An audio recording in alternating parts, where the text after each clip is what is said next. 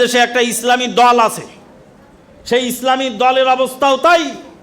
তারা যে দেশে যেখানে যায় তাদের লেবাস পরিবর্তন করে।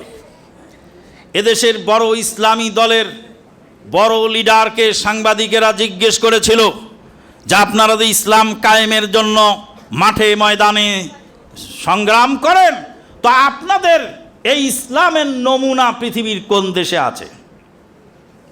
তো বলছে ইরানে আছে। আমরা যে ইসলাম কায়েম করতে চাই সেই ইসলাম কোথায় আছে? ইরানে আছে।